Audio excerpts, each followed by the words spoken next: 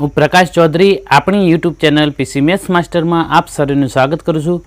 મિત્રો, આજે આપણે ધોરણ 10 પ્રકરણ 6 ત્રિકોણ એમાં આગળ આપણે અભ્યાસ કરીશું. મિત્રો, જો અગાઉ આપણે સપ્રમાણતાના મૂળભૂત પ્રમેયનો અભ્યાસ ન કર્યો હોય તો એનો અભ્યાસ કરવો હોય તો અહીં આઈ બટન પર ક્લિક કરો, જેથી એના વિડીયોની લિંક સીધી તમને મળી રહેશે. મિત્રો, સ્ટાર્ટ કરીએ છીએ આપણે ઉદાહરણ 1થી. અહીં ઉદાહરણ 1 શું આપેલું છે? જો કોઈ એક રેખા ત્રિકોણ એબીસીની બાજુઓ એબી અને એસીને અનુક્રમે ડી અને ઈમાં છેદે છે તથા બીસીને સમાંતર છે, તો સાબિત કરો કે એડી ભાગ્યા એબી બરાબર એઈ ભાગ્યા એસી. ચલો, અહીંયા મિત્રો ત્રિકોણ દોરી દઉં છું. બરાબર, મારી પાસે ફૂટ હાલ નથી, પણ આપ દોરો તો ફૂટપટ્ટીની મદદથી દોરજો, જેથી કરીને ત્રિકોણ કેવો આવે? વ્યવસ્થિત આવે. આ એક ત્રિકોણ એબીસી હું કહી દઉં મિત્રો.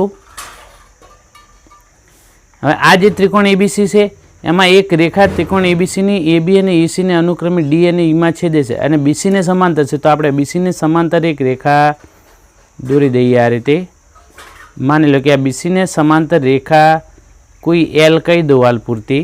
બરાબર, એ રેખાખંડ એબીને અનુક્રમે કયા બિંદુમાં છેદે છે? ડી બિંદુમાં છેદે છે અને એસીને અનુક્રમે એ બિંદુમાં છેદે છે. મિત્રો, તો આપણું પક્ષ થશે, અહીંયા આપણે આ સાબિતી આપવી છે. બરાબર, તો કે રેખા એલ એ આપણે અહીંયા લઈએ કે રેખા એલ એ ત્રિકોણ એબીસીની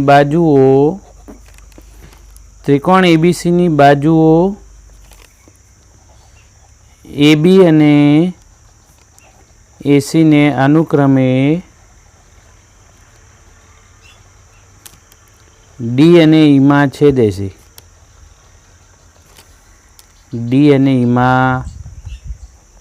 છેદે છે. તથા બીસીને કેવી છે? સમાંતર છે.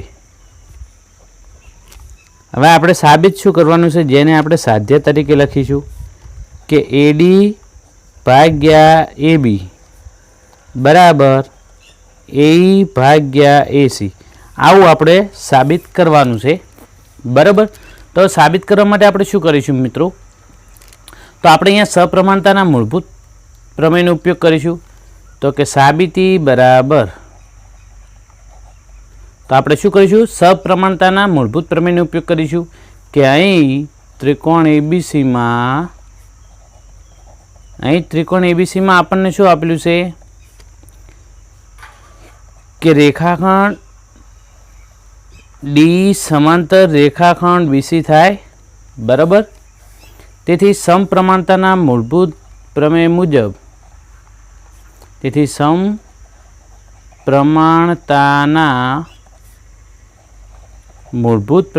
આપણે શું લખીશું?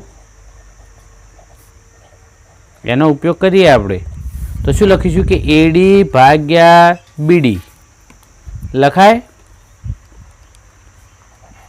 એડી ભાગ્યા બીડી બરાબર શું લખીશું? એઈ ભાગ્યા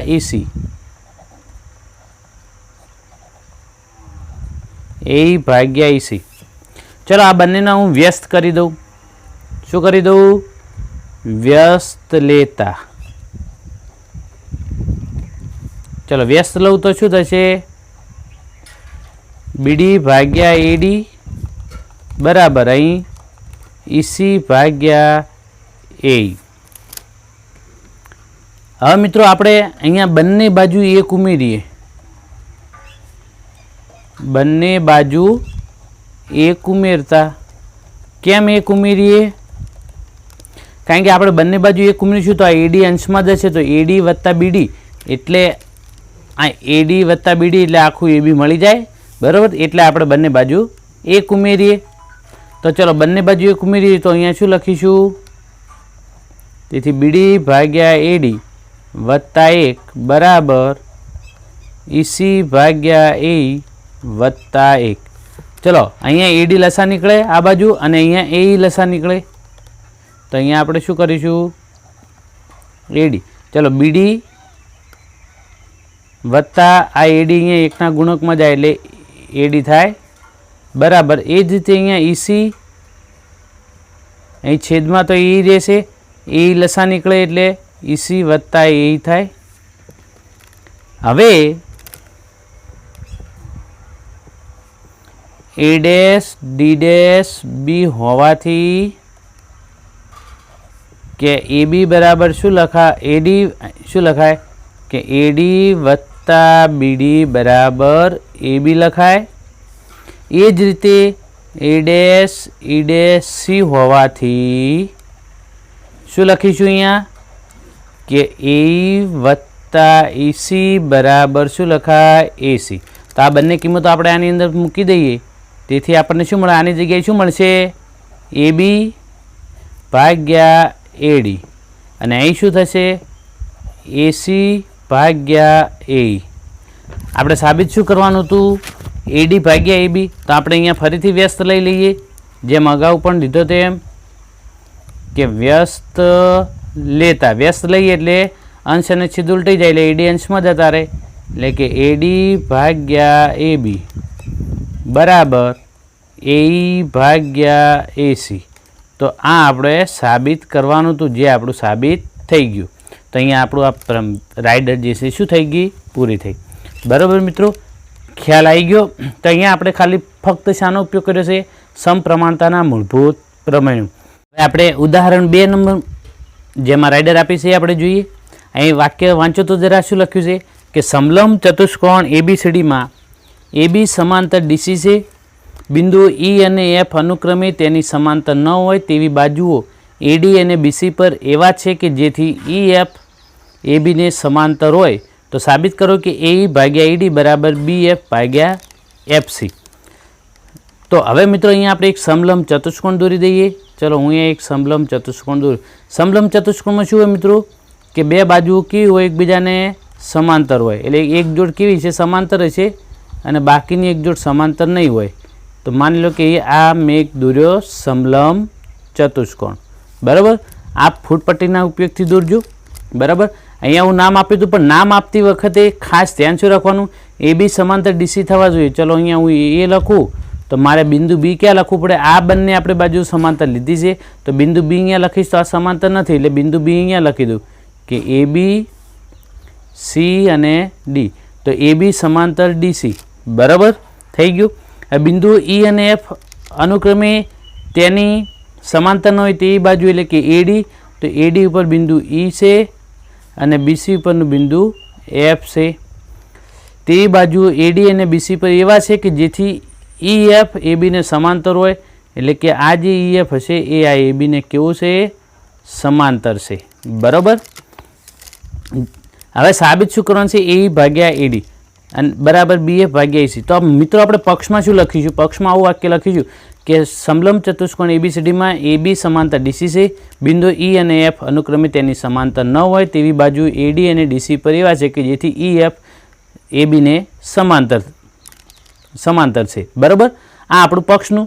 સાધ્યમાં આપણે આટલું લખીશું. સાધ્ય અહીંયા હું લખું છું, પક્ષ સમય ના બગડે એટલા માટે આપણે લખતા નથી કે એ ભાગ્યા ઈડી બરાબર બી એફ ભાગ્યા એફસી. આવું આપણે સાબિત કરવું છે. તો મિત્રો હવે આપણે સાબિતી આપીએ. સાબિતી તો આપણે અહીં આપણને શું આપ્યું છે કે એ બી સમાંતર ઈ એફ તથા એ બી સમાંતર ડીસી છે, આવું આપેલું છે. જો એ બી સમાંતર ડીસી આપ્યા છે અને એ બી સમાંતર ઈ એફ પણ આપ્યા છે, અહીંયા કહ્યું છે બરાબર. આ ઈ એફ એ બીને સમાંતર હોય, તેથી આપણે એવું લખી શકીએ કે ઈ એફ સમાંતર ડીસી થાય. તેથી ઈ એફ સમાંતર ડીસી. કેમ આવું લખ્યું કે કોઈ એક રેખાને સમાંતર રેખાઓ પરસ્પર કેવી હોય, સમાંતર. જેમ કે આપણે નોટબુકની બધી લીટીઓ તમે જુઓ તો બધી એકબીજાને સમાંતર હોય છે ને, એટલે કે કોઈ એક રેખા બીજી રેખાઓને કેવી હોય છે, કોઈ એક રેખાને સમાંતર રેખાઓ પરસ્પર કેવી હોય, સમાંતર હોય બરાબર. હવે મિત્રો આપણે અહીંયા એક રેખાખંડ એસી દોરી દઈએ. ધારો કે રેખાખંડ એસી આપણે દોરીએ અને એ રેખાખંડ એસી આ ઈએફને છેદે ત્યાં આપણે બિંદુનું નામ આપી દઈએ જી. બરાબર. હવે આપણે કહીએ કે રેખાખંડ એસી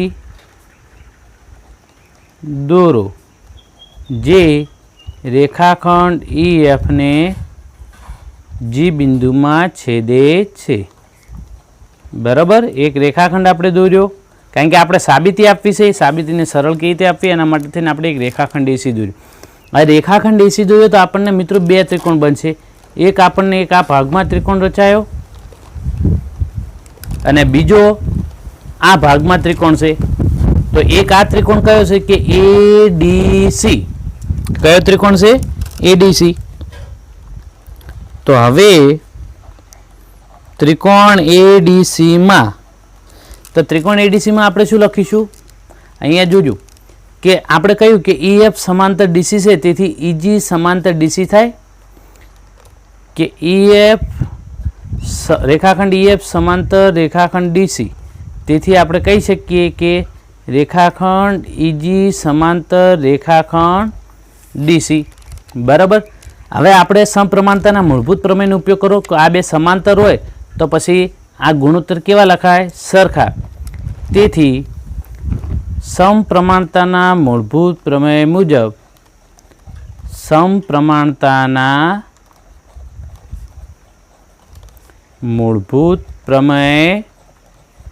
મુજબ આપણે શું લખીશું કે એ ભાગ્યા શું લખીશું? ઈડી બરાબર એજી ભાગ્યા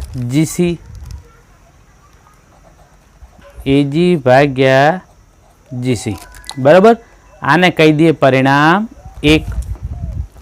હવે એ જ રીતે આપણને એક બીજો પણ ત્રિકોણ મળે છે. કયો મળે છે? CBA અથવા CAB. એટલે ત્રિકોણ CAB ની અંદર હવે ત્રિકોણ CAB માં ચલો હું અહીંયા સાઈડમાં ત્રિકોણ CAB દોરી દઉં આ રીતે, જેથી કરીને આપણે ઉપર જોવાની જરૂર પડે નહીં. આ બિંદુ C હતું, અહીં બિંદુ B છે, અહીંયા A છે અને આટલો રેખાખંડ સમાંતર છે. આ G છે અને આ કયું છે? F છે. બરાબર. તો હવે અહીંયા શું લખીશું કે રેખાખંડ GF સમાંતર AB છે.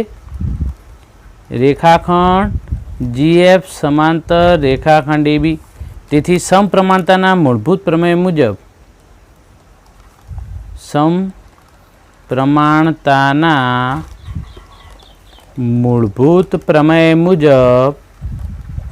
શું લખીશું કે AG ભાગ્યા GC અથવા ચલો GC ભાગ્યા AG બરાબર CF ભાગ્યા BF. ચલો આને વ્યસ્ત કરી દઈએ. વ્યસ્ત કરતા તો શું મળે? AG ભાગ્યા GC બરાબર BF ભાગ્યા CF. આને કહી દઈએ પરિણામ 2. હવે મિત્રો પરિણામ 1 અને 2 સરખા હતા. હું અહીંયા સાઈડમાં લખું છું. પરિણામ 1 અને 2 પરથી શું લખાશે? કારણ કે AG ભાગ્યા GC અહીંયા AG ભાગ્યા GC સમાન છે, તો AE ભાગ્યા ED લખાય કે AE ભાગ્યા ED બરાબર BF ભાગ્યા CF. તો આપણે સાબિત શું કરવાનું હતું? આ જ સાબિત કરવાનું હતું કે AE ભાગ્યા ED બરાબર BF ભાગ્યા CF. હવે CF કહો કે FC કહો, એનાથી તો કોઈ ફેર પડતો નથી. ચલો આપણે લખી દઈએ કે AE ભાગ્યા ED બરાબર BF ભાગ્યા FC. તો જે સાબિત થઈ ગયું. બરાબર. ખ્યાલ આવી ગયો મિત્રો? તો મિત્રો અહીંયા આપણે શું કર્યું છે? સમપ્રમાણતાના મૂળભૂત પ્રમેયનો ઉપયોગ કર્યો છે. હવે ઉદાહરણ 3. અહીં આકૃતિમાં PS ભાગ્યા SQ બરાબર PT ભાગ્યા TR, એટલે કે PS ભાગ્યા SQ બરાબર PT ભાગ્યા TR અને ખૂણો PST બરાબર ખૂણો PRQ. તો સાબિત કરો કે ત્રિકોણ PQR સમદ્રી બાજુ ત્રિકોણ છે. સમદ્રી બાજુ ત્રિકોણ એનો અર્થ એવો કે બે બાજુ કેવી હોય, એની સરખી હોય. મિત્રો અહીંયા આપણને શું લખીશું, પક્ષમાં પક્ષનું વિધાન હું લખતો નથી કે ત્રિકોણ PQRમાં, ચલો હું અહીંયા લખી દઉં, લખવું હોય તો આપણે, કારણ કે આમાં વ્યવસ્થિત આપ્યું નથી એટલે તો આપણે કહીએ કે ત્રિકોણ PQRમાં PS ભાગ્યા SQ બરાબર PT ભાગ્યા TR અને ખૂણો PST બરાબર ખૂણો PRQ. બરાબર. હવે આપણે સાધ્ય લખીએ. શું લખીશું કે ત્રિકોણ PQR કેવો છે, સમદ્રી બાજુ ત્રિકોણ છે. આવું આપણે સાબિત કરવાનું છે. બરાબર. તો હવે આપણે સાબિતી લખીએ આની. તો મિત્રો આપણે સાબિતી શું કરીશું, આપણને જે પક્ષ આપ્યો હોય પક્ષનો આપણે ઉપયોગ કરવો પડે. આપણને અહીંયા શું આપ્યું છે, અહીં ત્રિકોણ PQRમાં શું આપ્યું છે, PS ભાગ્યા SQ બરાબર PT ભાગ્યા TR. હવે મિત્રો જુઓ, PS ભાગ્યા SQ બરાબર PT ભાગ્યા TR. આવું જો આપણને ત્રિકોણમાં આપ્યું હોય તો આપણે સપ્રમાણતાના જે મૂળભૂત પ્રમેય છે એ પ્રમેય મુજબ, એનું જે પ્રતિપ્રમેય છે, પ્રતિપ્રમેય મુજબ આપણે શું કહી શકીએ કે આ બંને રેખાખંડો કેવા છે, સમાંતર. તો સપ્રમાણતાના મૂળભૂત પ્રમેયનું પ્રતિપ્રમેય એટલે આપણે પ્રમેય કયું આપ્યું છે, 6.2 આપ્યું છે ને. પ્રમેય 6.2 મુજબ શું લખાશે કે રેખાખંડ ST સમાંતર રેખાખંડ QR. એટલે કે આ બંને રેખાખંડો કેવા છે, સમાંતર છે. હવે મિત્રો રેખાખંડો સમાંતર હોય તો હવે જો અહીંયા હું થોડાક આને લંબાઈ દઉં આ રીતે, એટલે કે રેખા સ્વરૂપે બતાવું. હવે ચલો આ બે સમાંતર રેખાઓ થઈ ST અને QR, એની એક આ છેદિકા છે. તો એ છેદિકાથી બનતા આ ખૂણો અને આ ખૂણો કઈ જોડના ખૂણા કહેવાય, અનુકોણની જોડના ખૂણા કહેવાય. અને અનુકોણની જોડના ખૂણા થયા તો એ કેવા હોય, એકરૂપ. તો કે હવે અહીં કે ST રેખાખંડ ST સમાંતર રેખાખંડ QR ની છેદિકા આપણે કઈ લઈએ, છેદિકા PQ. રેખાખંડ PQ થી બનતા ખૂણાઓ, કયા ખૂણાઓ, તો ખૂણો કે PST અને ખૂણો PQR એ અનુકોણની જોડના ખૂણા છે. બરાબર. થોડું હું વિસ્તૃત સ્વરૂપે લખું છું એટલે ખ્યાલ આવે. અનુકોણની જોડના ખૂણા છે.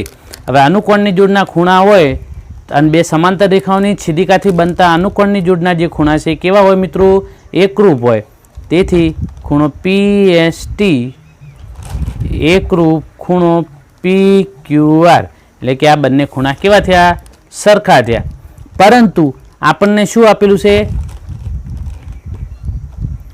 પરંતુ ખૂણો PST એકરૂપ ખૂણો PRQ આવું શામાં આપ્યું છે, તો પક્ષમાં આપેલું છે ને. બરાબર. તેથી આપણે હવે શું લખીશું આ બંનેના આધારે કે ખૂણો PQR એકરૂપ ખૂણો PRQ. તો આ બંને એક જ ત્રિકોણના બે ખૂણા એકરૂપ થયા. તેથી એની સામસામેની બાજુ પણ કેવી હોય, એકરૂપ. તો ખૂણા PQR ની સામેની બાજુ કઈ થાય, આ PQR ની સામેની બાજુ કઈ થશે, PR. તેથી તેથી PR બરાબર અને PRQ ની સામેની બાજુ કઈ થશે, PQ થશે.